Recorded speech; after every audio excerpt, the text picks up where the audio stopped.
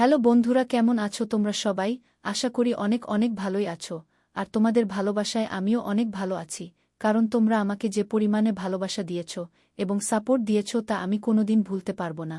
তাই তোমাদেরকে মজা দেওয়ার জন্য আবারও একটি নতুন গল্প নিয়ে হাজির হলাম।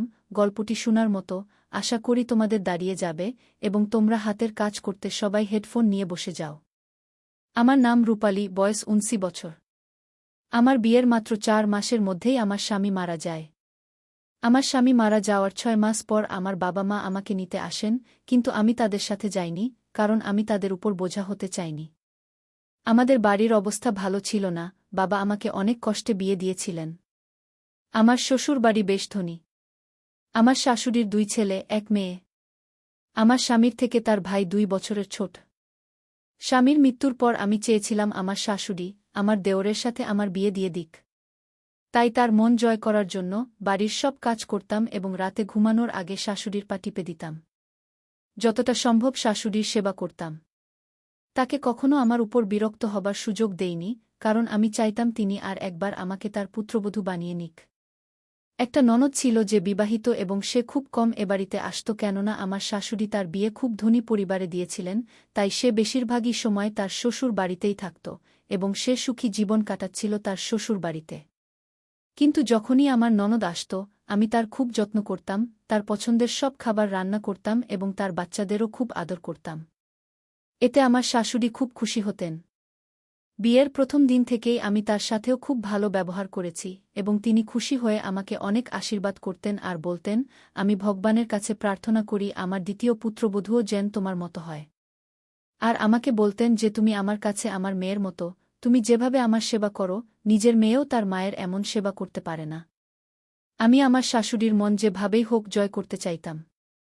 আমাদের বাড়িতে শাশুড়ি কথাই শেষ কথা, সব কিছু তার নির্দেশেই হতো, তার সম্মতি ছাড়া বাড়ির একটা পাতাও নড়তে পারত না। যদি কাউকে তার খারাপ লাগত, তাহলে এই বাড়ির কেউ তার নাম পর্যন্ত বলতেন না, কারণ আমার শাশুড়ি খুবই রাগী মহিলা। শাশুড়ি আমার উপর খুব খুশি, তাই আমার বিশ্বাস ছিল যে তিনি আমাকে তার ছোট ছেলের সাথে বিয়ে দেবেন।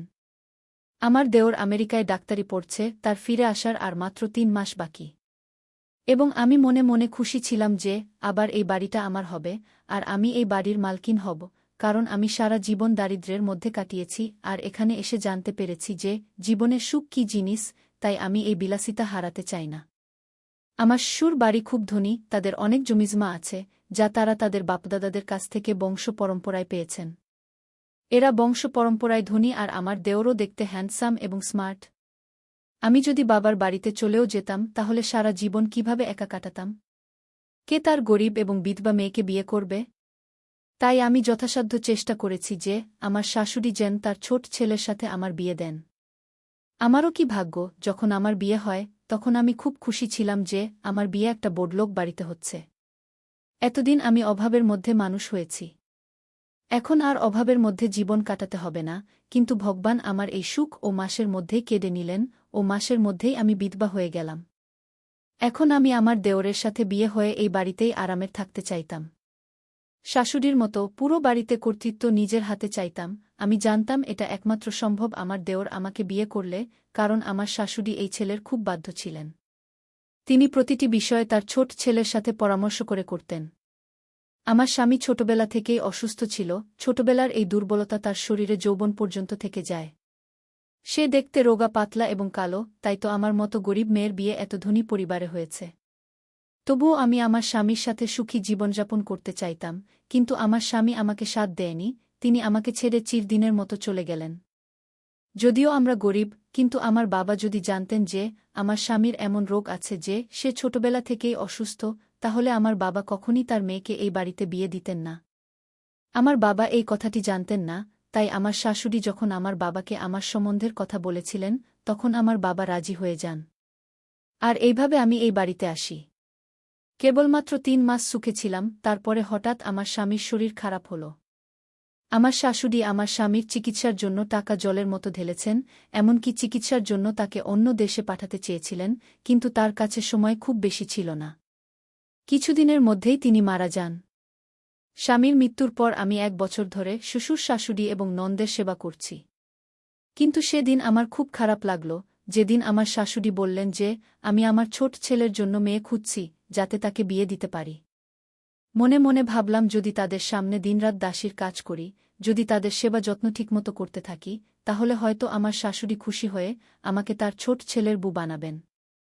কিন্তু আমি ভাবতেই পারিনি যে আমার সমস্ত পরিশ্রম এবং আশা বৃথা যাবে। একদিন আমি এবং শাশুড়ি খুব নামকরা এক তান্ত্রিক বাবার কাছে গিয়েছিলাম। না জানি কতদিন ধরে আমার শাশুড়ি এই বাবার কাছে আসছিলেন। তিনি প্রতি সোমবার বাবার কাছে আসতেন এবং তার আশীর্বাদ নিতেন। আমরা সেখানে পৌঁছনোর সাথে সাথে ভিখারির লাইনে বসা একটা অন্ধ মেয়েকে দেখে আমার শাশুড়ির বোধহয় ওর প্রতি করুণা হয়েছিল, তাই তিনি গিয়ে ওর কাছে বসে ওকে জিজ্ঞেস করতে লাগলেন, তোমার কি কোনো অ্যাক্সিডেন্ট হয়েছে? তুমি এখানে কি করছো আর কোথায় থাকো? আমার শাশুড়ি এমনভাবে কথা বললেন যেন তাকে অনেক দিন ধরেই চেনেন। আমি অবাক হয়ে গেলাম যে কেন আমার শাশুড়ি একটা ভিখারির কাছে গিয়ে বসলেন এবং কিভাবে তাকে চেনেন।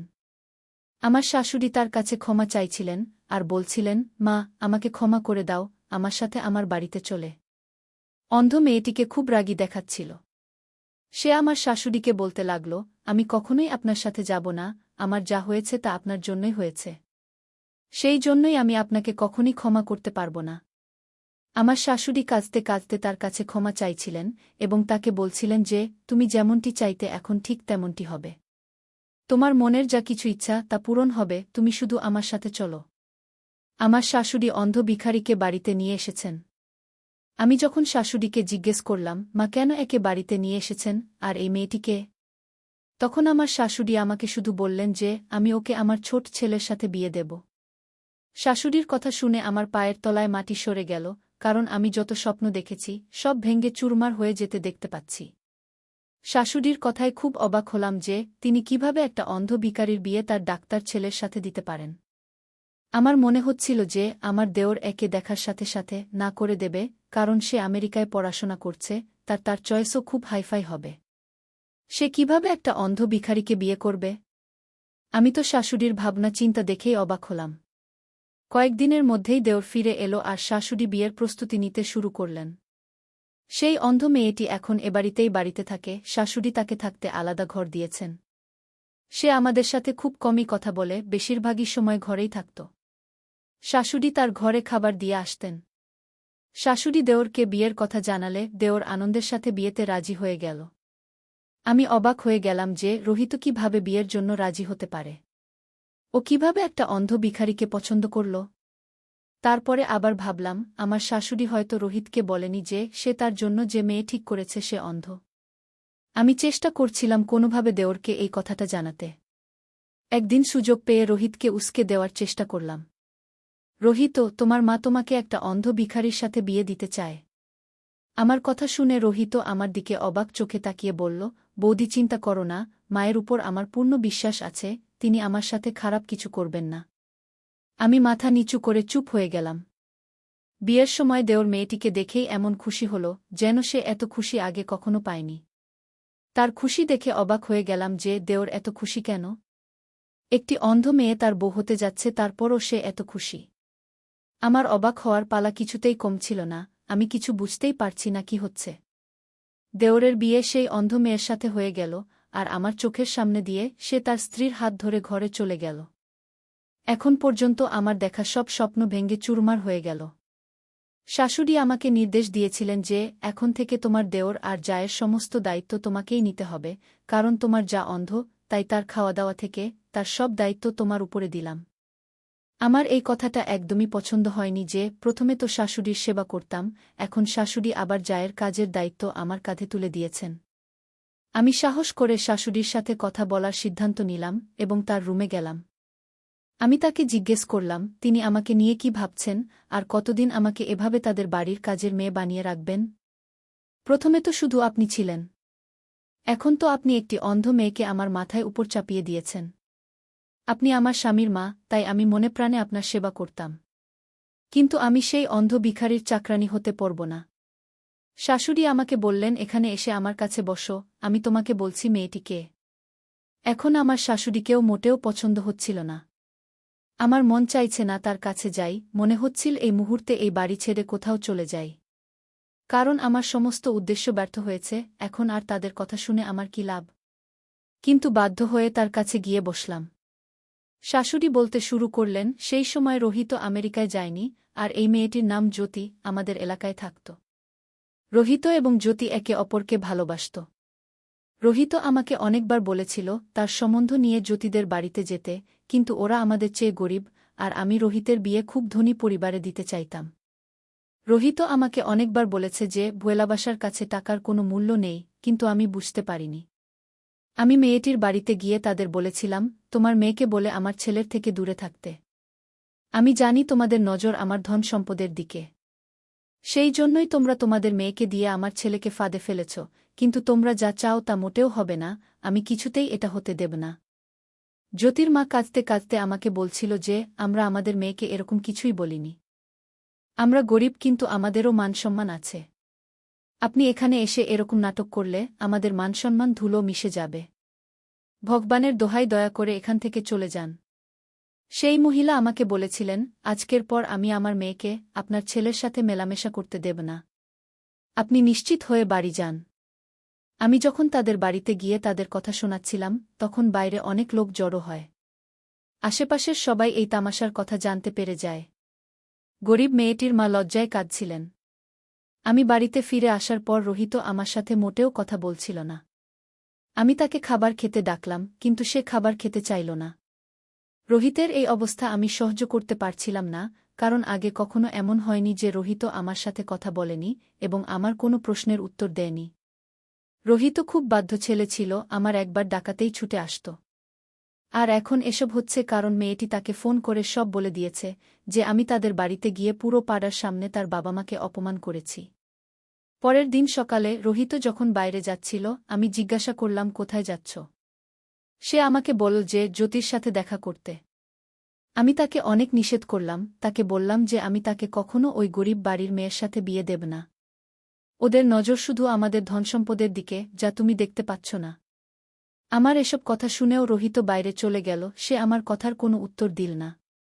কিছুক্ষণ পর যখন সে ফিরে এল, তখন সে জোরে জোরে কাঁদছিল, আর রুমে গিয়ে সেখানে রাখা সব কিছু ভেঙে তছনছ করে দিল। মনে হচ্ছিল যেন ওর মাথায় পাগলামির ভূত চেপেছে। আমি ওর রুমের দরজায় ধাক্কা দিলাম, কিন্তু ও কোনো উত্তর না দিয়ে রুমের ভিতরেই থাকল। সারাদিন খাবার খেল না। আমি রোহিতের এই অবস্থা মোটেও সহ্য করতে পারছিলাম না। কারণ আমি তার মা, আমি তাকে নিজের জীবনের চেয়েও বেশি ভালোবাসতাম। বড় ছেলে আগে থেকেই অসুস্থ, কিন্তু আমি আমার এই ছেলেকেও হারাতে চাইনি। আমি মেয়েটিকে ফ্যামিলি সহ শহর থেকে বের করে দিতে চাই। কারণ আমার মনে হচ্ছিল যে তারা যদি এখান থেকে চলে যায়, তবে রোহিতের সাথে মেয়েটির যোগাযোগ থাকবে না, এরপরে ধীরে ধীরে তাকে ভুলে যাবে এবং সবকিছু ঠিক হয়ে যাবে। সেদিন রোহিত রুমে থেকে বের হয়নি। আমি আবার মেয়েটির বাড়িতে যাই এবং মেয়েটির বাবা মাকে বলি যে আপনারা এই শহর ছেড়ে দূরে কোথাও চলে যান। বিনিময়ে তোমরা যত টাকা চাইবে আমি দেব। শুধু আপনার মেয়েকে বলুন আমার ছেলেকে জীবন থেকে সরে যেতে। তখনই জ্যোতি ঘর থেকে বের হয়ে এসে আমাকে বলতে লাগল, আপনি নিশ্চিত থাকুন, আমি কখনই আপনার ছেলের সাথে দেখা করব না। রোহিত কালও আমার সাথে দেখা করতে এসেছিল, কিন্তু আমি তাকে বাড়ি ফেরত পাঠিয়ে তার সাথে সম্পর্ক চিরতরে শেষ করে দিয়েছি। জ্যোতি আমাকে বলল, আমরা আপনাদের টাকা চাই না, আমরা আগেই ভেবে নিয়েছি যে আমরা এই শহর ছেড়ে আজ রাতেই চলে যাব। আপনার ছেলেকে আমাদের পিছন না নিতে এবং আমাদের শান্তিতে থাকতে দিতে বলবেন। আপনার ছেলেই আমার পিছনে পড়েছিল। সে আমাকে সবসময় বলত যে আমি বিয়ে করলে শুধু তোমাকেই করব, কিন্তু আমি তাকে বলেছিলাম যে আমি তোমাকে কখনই বিয়ে করব না।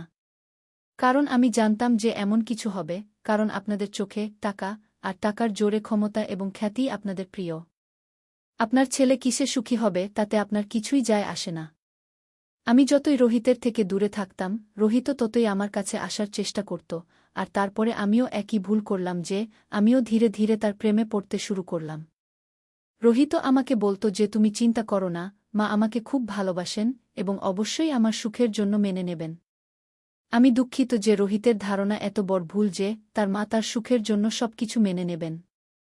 আমি জ্যোতিকে বললাম, আমাকে কিছু বোঝানোর দরকার নেই, যত তাড়াতাড়ি সম্ভব শহর ছেড়ে বেরিয়ে পড়ো। এই বলে বাড়িতে ফিরে দেখি রোহিতের অবস্থা খারাপ। ভেবেছিলাম এটা কয়েক দিনের ব্যাপার, ধীরে ধীরে ঠিক হয়ে যাবে এবং জ্যোতিকে ভুলে যাবে, কিন্তু সেরকম কিছুই হল না। দিন দিন রোহিতের অবস্থা খারাপ হচ্ছিল, সে খাওয়া-দাওয়া একেবারেই বন্ধ করে দেয়। এরপর একদিন রোহিত অজ্ঞান হয়ে পড়ে এবং অজ্ঞান অবস্থাতেই জ্যোতির নাম বারবার বলছিল। সেদিন আমি বুঝতে পারলাম, যদি জ্যোতির সাথে আমার ছেলের বিয়ে দিতাম তাহলে আজ এই অবস্থা হতো না। রোহিতকে হাসপাতালে ভর্তি করানো হলো। যেদিন রোহিতের জ্ঞান ফিরল, সে কাঁদছিল আর বলেছিল যে, মা, আমাকে জ্যোতির কাছে যেতে হবে, ভগবানের দোহাই আমাকে জ্যোতির সাথে দেখা করিয়ে দাও। আমি ওকে ছাড়া মরে যাব। আমি ওর সাথে দেখা করতে চাই, কিন্তু ও নিজেই আমার সাথে দেখা করতে চায় না। আমি ওর সাথে দেখা করতে গিয়েছিলাম, কিন্তু ও আমার সাথে সমস্ত সম্পর্ক শেষ করে দেয়, আর ও আমাকে ছেড়ে না জানি কোথায় চলে গেছে। এখনও রোহিত জানত না যে আমি তাকে শহর থেকে চলে যেতে বলেছি। রোহিত সেই দিনের কথা বলছিল, যেদিন সে জ্যোতির সাথে দেখা করতে গিয়েছিল, আর সেদিনই জ্যোতি শহর ছেড়ে চলে গিয়েছিল। আমি রোহিতকে বুঝিয়ে বললাম, বাবা, সব ঠিক হয়ে যাবে। তুই তাড়াতাড়ি সুস্থ হ, তারপরে আমি নিজে মেয়ের বাড়িতে তোর সম্বন্ধ নিয়ে যাব। আমি তোকে কথা দিচ্ছি, জ্যোতির বিয়ে তোর সাথেই দেব। ও নিশ্চয়ই কোথাও ওর আত্মীয়ের বাড়িতে বেড়াতে গেছে, কয়েকদিনের মধ্যেই ফিরে আসবে, চিন্তা করিস না। মাথা নিচু করে রোহিতকে এসব কথা বললাম। এই কথা শুনে রোহিত খুশি হয়ে গেল। এরপর কিছুদিনের মধ্যেই সে সুস্থ হয়ে ওঠে। বাড়িতে ফিরে রোহিত আবার জ্যোতির সাথে দেখা করতে যায়, কিন্তু হতাশ হয়ে বাড়ি ফিরে আসে। রোহিত আমাকে বলল, মা, এখন তো তুমিও রাজি, তারপর কেন জানি না ওরা সবাই এই শহর ছেড়ে অন্য কোথাও চলে গেছে, আর ওদের নম্বরও বন্ধ। আমি ওদেরকে কোথায় খুঁজব? এলাকার অনেককে জিজ্ঞেস করেছি, কিন্তু কেউ জানে না ওরা কোথায় গেছে। কিন্তু আমি রোহিতকে বলিনি যে তারা আমার কারণেই শহর ছেড়েছে, কারণ তারা কোথায় গেছে তা আমিও জানি না। রোহিত পুরো 6 মাস ধরে জ্যোতিকে খুঁজছে, কিন্তু তাকে কোথাও পেল না। অবশেষে রোহিত হতাশ হয়ে মেনে নিল যে সে আর জ্যোতিকে খুঁজে পাবে না। তারপর রোহিত সিদ্ধান্ত নিল যে সে এই দেশ ছেড়ে চলে যাবে এবং আর কখনো ফিরে আসবে না। রোহিতের এই কথা শুনে আমার খুব কষ্ট হয়েছিল। নিজের কৃতকর্মের জন্য খুব খারাপ লাগছিল। আমি যদি ওর বিয়ে জ্যোতির সাথে দিতাম, তাহলে অন্তত আমার ছেলে আমার চোখের সামনে থাকত এবং সে কখনই দেশ ছেড়ে যেত না। আমি রোহিতকে বোঝানোর অনেক চেষ্টা করেছি, আটকানোর অনেক চেষ্টা করেছি, কিন্তু সে আমার কোনো কথা শোনেনি। উল্টে আমাকে বলল যে আমি জ্যোতিকে ছাড়া এখানে থাকতে পারব না। এখানে থাকলে আমার জ্যোতির কথা মনে পড়বে। এটা কোনোভাবেই সম্ভব না যে আমি এই শহরে থাকব, আর যাওয়া আসার পথে জ্যোতির বাড়ির দিকে তাকালে তার স্মৃতি আমাকে কষ্ট দেবে না। এখানে আমার বেঁচে থাকাই কষ্টকর। এই কথা বলেই রোহিত খুব কাঁদছিল। আর আমি যা করেছি তার জন্য আমি আফসোস করছিলাম যে আমার একগুঁয়েমির কারণে আমি আমার ছেলের সুখ কেড়ে নিয়েছি। আমি যদি জ্যোতির সাথে তার বিয়ে দিতাম, তাহলে সে আজ কত সুখী হতো। ছেলের এই অবস্থার জন্য শুধুমাত্র আমি নিজেই দায়ী, আমার কারণেই আজ ওর চোখে জল। এরপর রোহিত আমেরিকায় চলে যায়, কিন্তু আমি জ্যোতিকে খুঁজতে থাকি। আমি জ্যোতির সমস্ত আত্মীয়দের বলেছিলাম যে জ্যোতির সম্পর্কে কিছু জানতে পারলে আমাকে অবশ্যই জানাবেন, কিন্তু আশ্চর্যের বিষয় হল, কেউ তাদের সম্পর্কে কিছুই জানে না। তারা গেল কোথায়? তারপরে প্রতি সোমবার আমি তান্ত্রিক বাবার কাছে যেতাম, যাতে কোনো না কোনোভাবে জ্যোতির খোঁজ পেতে পারি। প্রতিদিন বাবার আশীর্বাদ নিতাম এবং বাবাকে বলতাম ঈশ্বরের কাছে প্রার্থনা করতে, যাতে আমার ছেলের খুশি ফিরে আসে। এরপর ঈশ্বর আমার প্রার্থনা স্বীকার করলেন। আমি জ্যোতিকে সেখানে বসে থাকতে দেখলাম। তাকে সেখানে দেখে খুব খুশি হয়েছিলাম এবং বাড়িতে নিয়ে এসে জানতে পেরেছিলাম যে তারা এই শহর ছেড়ে মুম্বাই যাওয়ার সময় রাতে একটি বড় অ্যাক্সিডেন্ট পড়ে এবং তার বাবা-মা এই অ্যাক্সিডেন্টে তাকে একা ফেলে রেখে পরেলাইক যাত্রা করেন। মা-বাবা মারা যাওয়ার পর জ্যোতি সম্পূর্ণ একা হয়ে পড়ে। এই দুর্ঘটনায় তার চোখ দুটি হারিয়ে ফেলে। এটা শুনে আমিও কাঁদতে লাগলাম, কারণ আমার জন্যই তার সাথে এসব হয়েছে। আমি তাদের এই শহর ছাড়তে বলেছিলাম। আমি যদি এটা না করতাম তাহলে তাদের সাথে এত বড় অ্যাক্সিডেন্ট ঘটতি না। তাই আমি সিদ্ধান্ত নিলাম জ্যোতির বিয়ে অবশ্যই রোহিতের সাথে দেব। রোহিত ফিরে এসে জ্যোতিকে দেখে খুব খুশি হয়। রোহিতকে খুশি দেখে আমিও চিন্তামুক্ত হয়ে গেলাম। আমার অর্থের কোনো অভাব নেই, আমার কাছে ভগবানের দেওয়া সব কিছুই ছিল, কিন্তু আমার ছেলে যখন খুশি নয়, তখন আমি এই সম্পদ দিয়ে কি করব? আর মা, আমি জানি তুমি মনে মনে কি চাইতে, আর সত্যিই যদি আমার ছেলের জীবনে জ্যোতি না থাকত, তবে আমি তোমাকে রোহিতের স্ত্রী বানাতাম। কিন্তু আমি অসহায়, তুমি যা চাও আমি তা করতে পারব না। তুমি আমার মেয়ে, তুমি যেভাবে আমার সেবা করেছ, ভগবান অবশ্যই এর ফল তোমাকে দেবেন।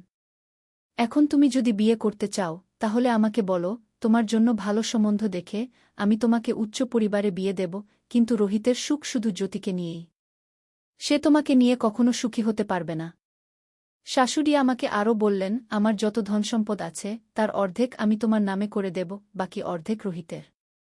তবুও তুমি যদি তোমার জীবন নিয়ে কোনো সিদ্ধান্ত নিতে চাও তাহলে অবশ্যই নিতে পারো, আমি নিষেধ করব না। তুমি যা বলবে তাই হবে। শাশুড়ির সব কথা শুনে আমি বুঝতে পারলাম যে আমি যা ভাবছিলাম তা কতটা ভুল। আমি পরিবারের সবার ভালোবাসা দেখতে পেতাম না। তারা চাইলে তাদের ছেলের মৃত্যুর পরে আমাকে আমার বাবার বাড়িতে পাঠিয়ে দিতে পারতেন, কিন্তু তারা আমার সাথে এরকম কিছুই করেননি। বরং শাশুড়ি আমাকে তার মেয়ে বানিয়ে নিজের কাছে রেখেছেন। শাশুড়ি আরও বললেন, মা, আমার অসুস্থ ছেলের সাথে তোমার বিয়ে দিয়ে আমি তোমার জীবন নষ্ট করেছি বলে তোমার মনে কোনো একখাপ রেখো না। আমি আমার বড় ছেলেকে তোমার সাথে বিয়ে দিয়েছি, কারণ ডাক্তার আমাকে আশা দিয়েছিলেন যে আমার ছেলে সুস্থ হয়ে যাবে। কিন্তু আমি জানতাম না যে তার জীবন একদিনের। সব কথা শুনে আমি শাশুড়িকে বললাম যে মা, এখন আমি আমার সারা জীবন আপনাদের সঙ্গেই থাকব। এ বাড়িতে এত সুখ পাব কখনো ভাবিনি। আপনি আমাকে যা দিয়েছেন তা আমার জন্য অনেক, আমি এর বেশি চাই না। আমার শাশুড়ি আমাকে জড়িয়ে ধরে বললেন যে তুমি আমার মেয়ে, তুমি সবসময় আমার মেয়েই থাকবে। শাশুড়ির এই কথা শুনে আমি খুব খুশি হলাম এবং শাশুড়িকে বললাম, মা, আমি রোহিত ও তার বুকে তাদের ঘরে খাবার দিতে যাচ্ছি। শাশুড়িকে আরও বললাম, এখন আপনি ওদের দুজনকে নিয়ে একটুও চিন্তা করবেন না, আমি আমার জায়ের যত্ন নেব। তার চোখ নেই তো কি হয়েছে, সে আমার বোনের মতো, আমি তাকে কখনই বুঝতে দেব না যে সে দেখতে পায় না। শাশুড়ি আমার মাথায় হাত রেখে আমাকে আশীর্বাদ করে বললেন, মা, আমি তোমার কাছ থেকে এটাই আশা করেছিলাম। আমি যখন খাবার নিয়ে রোহিতের রুমে গেলাম তখন রোহিতের রুমে আরও ৩ জন ডাক্তার বসেছিলেন এবং রোহিতও তাদের সাথে জ্যোতির সম্পর্কে কথা বলছিল যে এই সেই মেয়ে যার কথা আমি তোমাদের সবসময় বলতাম। এর নাম জ্যোতি, যাকে আমি খুব ভালোবাসি। আজ ভগবানের কৃপায় আমি জ্যোতিকে পেয়েছি, ওকে পেয়ে আমি খুব খুশি। আমি তো আমার ভাগ্যকে বিশ্বাস করতে পারছি না যে আমি আমার ভালোবাসা পেয়েছি। রোহিতের ডাক্তার বন্ধুরা জ্যোতির অনেক প্রশংসা করছিল এবং জ্যোতি প্রশংসারই যোগ্য, কারণ সে খুব সুন্দরী। রোহিতের ডাক্তার বন্ধুরা জ্যোতিকে নিয়ে আমেরিকাতে আসতে বলল। সেখানে অপারেশন করলে জ্যোতির চোখের জ্যোতি আবার ফিরে আসবে, ওর দৃষ্টিশক্তি আবার ফিরে আসবে শুনে আমি খুব খুশি। এরপর আমরা দুই যা মিলে আনন্দের সাথেই এই বাড়িতে থাকব।